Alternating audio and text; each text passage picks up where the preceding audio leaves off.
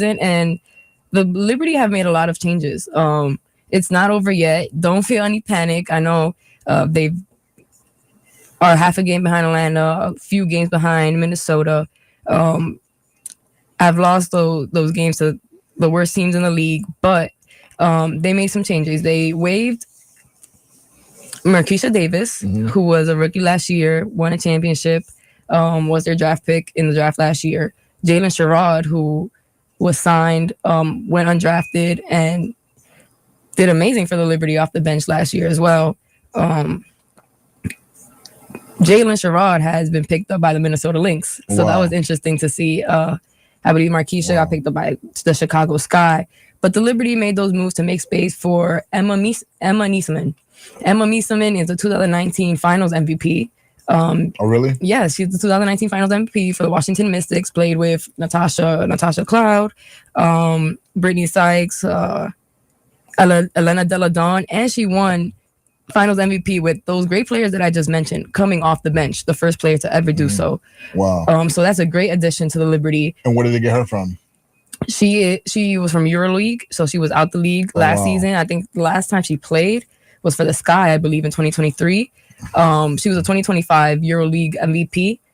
I think that was her second one back-to-back. So it's a great addition to the team. She reminds me a lot like sometimes like Jokic, sometimes like Tim Duncan. Her footwork is excellent, great passing. She's starting as of now, Stewie out. But I would love to see her come off the bench. That's exactly what we need with Maureen Johannes, just that lineup. Also, we got great size. I mean, imagine this lineup. You got Sav at the 1, Leo, Stewie, when she comes back at the 3, Emma, and JJ. Yeah. Very tough to beat. Yeah, you know what? And I feel like a large part of Liberty, they're just waiting for the playoffs to come because that's what it's about, the real season. They have nothing to prove in the regular season. They just want to get healthy and ready to go. They'll be ready to go come playoff time. So it's going to be interesting when they try to defend their title. Okay, so Kayla, do you want to get to the bracket now? Or yeah, we can get into the bracket. Why not? Last time we mentioned our WNBA GOAT bracket, we were picking the 8th seeds. Our 8th seed winners, our last 4 in, I'm sorry, not our 8th seed winner, our last 4 in. Last 4 in. And so today we will be doing for the first time our top seeds that were already selected before the first in. Yes. Now the first 4 in. Okay, who are the four names again?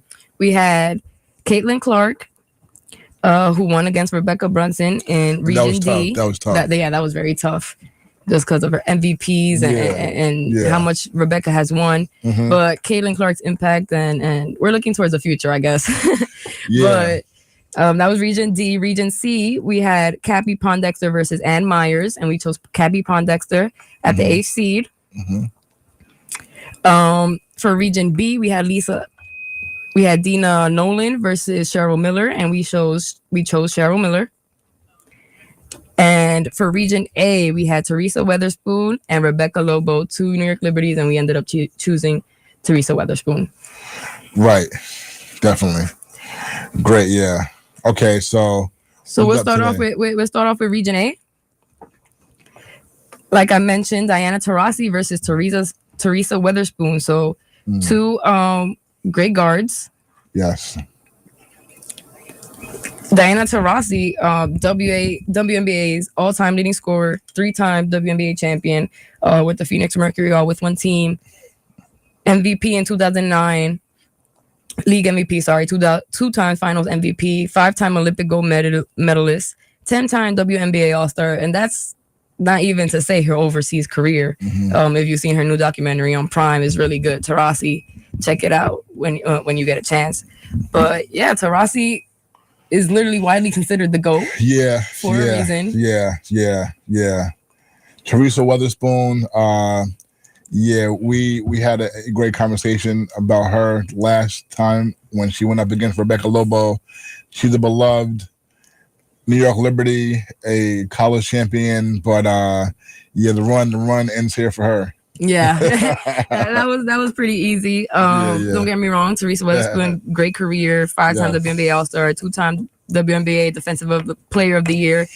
The reason part of the reason why the Liberty even made the finals 4 times so early into the WNBA season. Really helped and is one of those faces of the league that helped launch in 1997.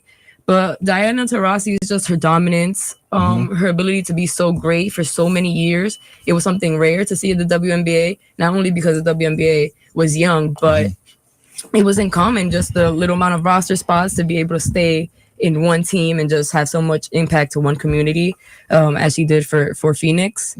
Definitely. Yeah, I mean, a tremendous college career, tremendous pro career. I mean, she's arguably the best player in WNBA history. What they call her, the White Mamba. Yeah, they call her the White Mamba. I mean, she started that shooting from deep. A lot of players who you ask Caitlin Clark, who's your favorite player? It's Maya Moore and it's Diana Taurasi. She really started that. And she was one of those great two-way players. You wouldn't really see a player shooting from that far and also being so great defensively. And not only that, she's very outspoken. And she was very outspoken fighting for WNBA rights during a time where it wasn't common, where she was forced to be marketed as a straight woman just to bring the league more attention. But always that face of leadership and the pillar for what the league is now. Yeah, and I saw her in person. I remember New York Liberty playoff game 2016 at Madison Square Garden. That was when it was a winner-take-all, one-game playoff scenario situation in that round, and it was, so the Phoenix came to the Garden to face the Liberty.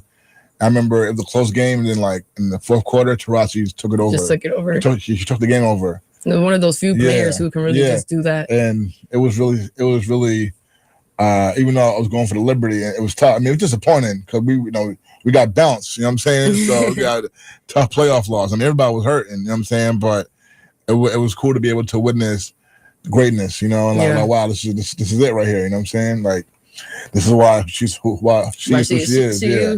She is who she is, and that's right. But as Diana Taurasi moves on into our bracket for Region A, sorry, Teresa Weatherspoon, we love you, but you know how it goes. Number 2, Region B, we have Lisa Leslie versus Cheryl Miller. This is very difficult because I know how much you love Cheryl Miller, but Lisa Leslie just a legend. 2-time WNBA champion with the Sparks, 3-time MVP. I think she's one of 3 other players to win 3 MVPs. I think it's her, might be Cynthia or Tina Thompson, and Asia. Is it those 3? Yeah. Okay. And I'm thinking I'm missing one for Seattle. A center for Seattle. Lauren there Jackson. It is, Lauren Jackson. Lauren Jackson. 8-time WNBA All-Star. First woman to dunk in a game. We got to add that in there, right? Yeah, definitely. And 4-time Olympic gold medalist. Lisa Leslie, just a superstar, has so much skill for her height. At that height, the way she could move the ball, dribble the ball, but also be dominant in the paint. Double machine. Lisa Leslie.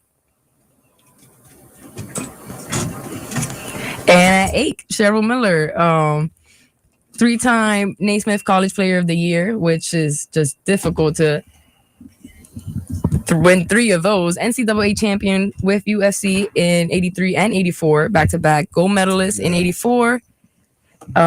Scored 100 plus in a high school game. I remember that story. She loves saying that story of her and Reggie in the car. And Reggie's in the back seat, and he's like, "Sis, I had a 50-point game." And she was like, "Oh, cool. I had more than that." And he couldn't believe she had 100 points. One of my favorite stories. Because I think, it was like he came home. He was like, I had like 50 points, whatever. And like, it was her and her father. Dad was not impressed at all. He's like, Cheryl had 100. Had like 113, something like that. Crazy. And Reggie was like, I can never win.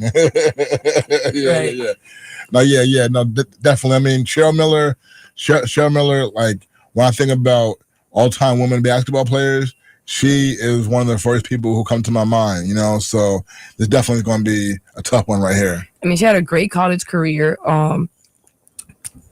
But when you speak of Lisa Leslie, not only was she dominant on the court, but Lisa was really one of those people to break those mainstream barriers. She was on a lot of shows. I know you saw her on Martin. Yes.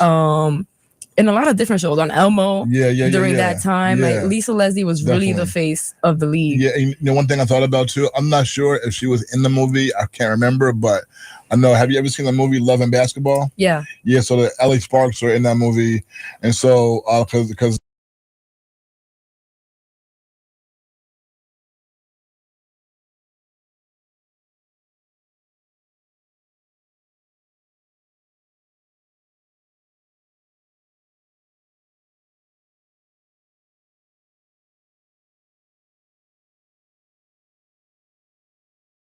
a lot for and the WNBA. And both of these women went to USC, same university. Yep. Lisa Leslie, followed Cheryl Miller a few years after Cheryl, and now, of course, at USC, about a couple decades after Lisa, or almost 2.5 decades, we have Juju Watkins. So that's really cool. Yeah, this is a tough one. Yeah, I mean, Kiki Iriafen. Yeah, Kiki, doing a thing. How many? Okay, it's not. So did you say that Lisa Leslie won a championship in college at USC or no? I'm not 100% sure. Let's see. She did not. She did not win a championship at USC. She did win 2 for the WNBA and 3-time MVP. Three-time MVP. Okay. Yeah, I think that gives her the edge alone. The 3-time MVP. They both won championships. We of course not considering Cheryl Miller's WNBA career, because we know she was injured before that. Yeah. So we count her 2 college championships. But Lisa just impacted the league more. I know if there's always what if when it comes to Cheryl Miller's career. What if she didn't get injured? I know she probably would have been the GOAT with all the momentum she had going into after graduating college and winning those 2 championships for USC. Okay. But we'll go with Lisa Leslie moving on. I have a question. Okay. I have a question for you though, because you definitely said that Lisa Leslie impacted WNBA more, but do you think that Lisa Leslie impacted the women's game more? She may have. I don't know. I think so. Okay. I think so. Okay. I mean, yeah. You know what? That's. I think so. Cheryl wasn't able to not even play overseas after her injury. Yeah. Yeah. Unfortunate. I fought for you, Cheryl. I don't. Well, you know what? You didn't fight that hard, but yeah. You're right. I didn't fight that hard, but.